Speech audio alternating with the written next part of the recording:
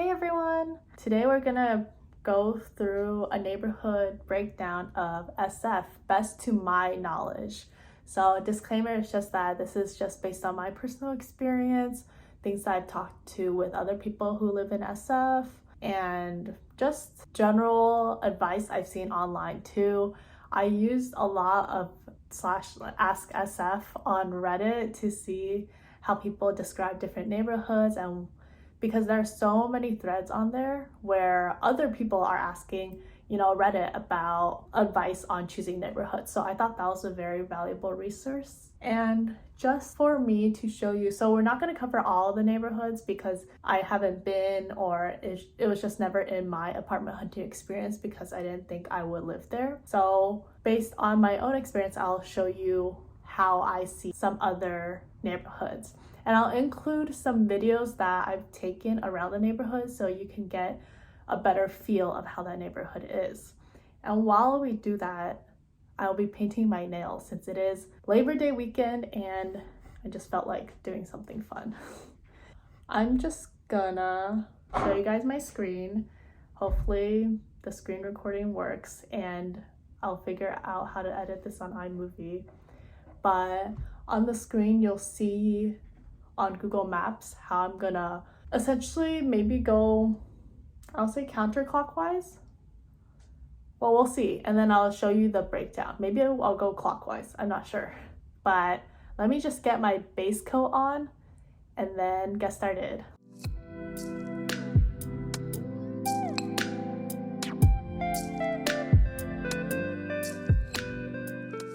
Okay, base coat is done.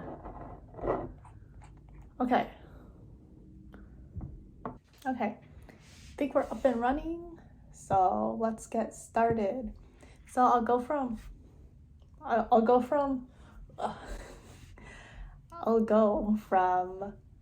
where I'm most familiar, which is around Japantown. So if we go over here, I live around this area. I'm not gonna say where, but I live around Pacific Heights, Lower Pacific Heights, Japantown, Cathedral Hill, Western Addition, Fillmore District, like roughly around this big area. And essentially over here, I would say is rather clean, nice. So the first thing to think about when you're looking at neighborhoods is also what kind of bedrooms you're trying to find, because some bedrooms, for example, the number of bedrooms versus bathrooms might not be available just in your area, or you want to look at besides like location, you want to consider your prices, because some places are just known to be more expensive than other places. Or also safety is a big concern for me, just because I'm a usual a little bit paranoid when I walk around the streets at night. So I really cared about location, price, and safety were my three big factors in thinking about it. And for location, I did want it to be close to work. So essentially, I started looking because I work in the financial district. So originally, I thought I wanted to live in Nob Hill, Chinatown, maybe Telegraph Hill, Little Italy, Russian Hill. So roughly this area, because financial district is over here. And because so you can use Google Maps, you can map out like these neighborhood areas to financial district. And I was like, okay, I could even just walk to work. It'll be maybe a 10 to 15 walk to work, or I can take the bus. However, when I was looking at these areas, either the price was too expensive or the places were a little bit old for me. I think I prefer to live in an apartment building instead of a townhome, or instead of like a single family home. And I wanted to live in a more modern place, so with more modern appliances. So I couldn't find the necessary types of apartments that I wanted to that fit my criteria in these areas at the time, with my also certain price point. And that's why I didn't end up living here. However, in general, these areas are generally pretty safe. A lot of busyness going around in Chinatown. They're very hilly, I would say, not hill. Obviously, it's called hill. And in general, when you go from west to east and south to north, you will encounter up, down hills. And you initially would think, oh, I graduated from Berkeley, so I thought I was trained for this, but I really wasn't. Yeah, so you can map yourself or the location you're looking at to nearest groceries. And you can even see, I think, some parts of Google Maps. Let's say you want to live at San Francisco Cable Car Museum. And then what you can do is you can see things that are nearby, restaurants, hotels. You can put in grocery stores and see how that is. You can, oh yeah. So you can walk around, right? Like this, yeah. So essentially it's just a lot of clicking through, and you can see as you walk down Washington, is this Washington? Yeah, Washington Street, you're going uphill. And to some people, it actually might be a pain if you're going downhill to get groceries and then you're lugging all your groceries uphill. But, it's always exercise. So you can always do stuff like that to check elevation if you really want to. Or, the best thing is always to just go in person. And I don't know how beneficial to you that is, since everything's still a little bit all online. But yeah, I would suggest going in person just to check out the neighborhood and get that feeling. But yeah, Snob Hill, Chinatown, they're all pretty, I would say Chinatown's really lively with like a lot of small markets, small Chinese goods, restaurants all around the place, and it's a pretty fun place to be in. I'm not sure that there are too many bedrooms available. I haven't checked in a while, but yeah. Nob Hill, I also really want to live there because it was close to work and it seemed very nice, but I think I just couldn't find the right apartment for myself. It is very hilly, but in general, a lot of people who work in Financial District, I think they live around Nob Hill and Russian Hill, around this general northeast area. And then I think the more north you go, I heard that the marina is generally a nice place. Also, let me also pick my colors. I realize I don't have fall colors, so maybe I'll just do this one. I always go with pink, so not that creative. Maybe this? Okay, wait a sec.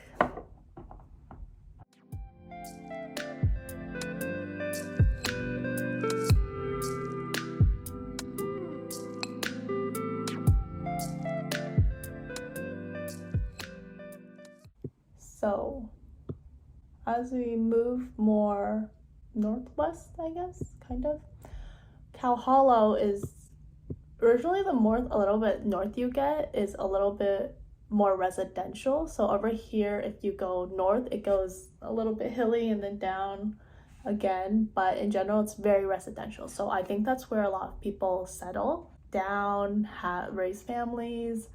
I think I've heard the Marina District is pretty lively with a lot of college students, maybe, or frats, sororities, I'm not sure. It's pretty cool. So if you walk down here is Polk Street. They're just really cute shops, really cute restaurants all over here on, I think this is Fillmore. All down south of Fillmore, you can see these are all cute little shops or restaurants. So it's just also nice to be in walkable distance to those places if you care about that. I think as we get a little bit south, in general, Pacific Heights, Lower Pacific Heights, Japantown, Western Addition, I've heard in general that these are relatively nice neighborhoods. And from my personal experience living around here, I would agree, although it can get a tiny bit hilly, but I think they're less steep than the ones that you get at Nob Hill and Chinatown. They are pretty cute, and there's so many restaurants down there that I'm really excited to try. And they're really cute shops for Japanese like little bowls that I've been buying, and I finally bought one in Japantown. They have Daiso there. So it was just really great to be around all of this. So there's even a little Japanese market over here, and there is a Korean little market like nearby too. So places I would avoid for myself are Tenderloin and Soma. So Tenderloin is over here. I would avoid. I even try avoiding like passing through.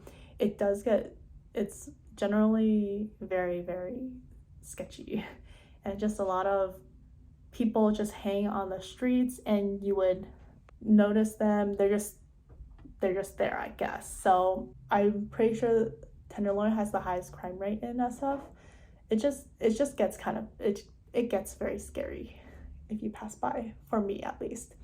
And then Soma is also, it's less sketchy than Tenderloin, but it's still sketchy on certain streets from Reddit. This is Soma. So on Reddit, I've read that people think that between 4th Street, so this is 2nd Street, 3rd Street, 4th Street. People say between 4th Street and I think it was 10th Street. And 10th Street can be pretty sketchy. People just hang around, but not as many as I would feel at least more safe at Soma than in Tenderloin, but still a little bit unsafe if I walk around. I read that some people say the 6th Street or 7th Street are the most dangerous places in Soma, and I would just suggest just trying to avoid those places if you can. Because what I've found in my experience is that when I was looking at apartment, it was super bougie, luxury, and it was only like, for example, $3,000-ish for a 2-bedroom. And I was like, wow, what a steal. But then I see the location, and I'm like, of course it's either in Tenderloin or it's in Soma. And because they probably know that their location sucks, it's that cheap. And then I stopped falling for those tricks again. It was just very disappointing. I thought I was gonna get a steal, but that didn't happen. I mean, the cool thing about it is also like Costco's down here. And I think there's a Safeway near over here too. But for me, I would personally avoid Soma. And if you get a little bit more northeast, I think it gets much more nicer and bougier. Although I think a lot of the high-rise buildings, the luxury apartments are around the East Cut and Rincon. I'm still not sure how to say it, but around this hill, the East Cut, South Beach, these places are generally just really nice and cost more. Yeah, all the luxury buildings are around this area. And of course, Lower Nob Hill, for example, in Union Square, there are a bunch of restaurants, all the shopping is over here. But I think for me, when I went to check out a more luxury apartment building in Lower Nob Hill, it still seemed a little bit sketchy for me, because you could just tell when you get a little bit more south that gets closer to Tenderloin, the streets became dirtier. As we go a little bit south, there's just a lot of food happening in Mission. Mission can also get a little bit unsafe, I think. At least I would subjectively think that, just because the streets are a little bit dirtier. There might be a little bit more people hanging around the 16th Street bar. I think it's safer at the 24th Street Mission bar is what I've heard. But it's like still a great place to just hang out. A lot of people love going to Mission Dolores Park, and it's just really easy access if you do live in the Mission.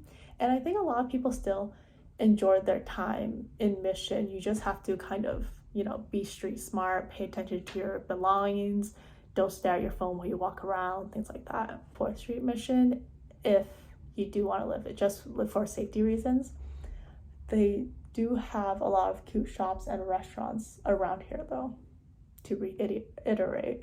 Around Mission, I've heard you can go, for example, a few blocks left. So a few blocks west of Mission Street, and then it might be I think it's generally safer. I think that same goes for going back to this side of SF. I would also say if you live a few blocks, I think this is Van Ness. This yellow thick line is Van Ness. Yeah. So Van Ness has also tons of restaurants, I think. And I think if you go like a few blocks left or west of Van Ness, it's also generally you get like a nicer neighborhood, cleaner streets type of feeling.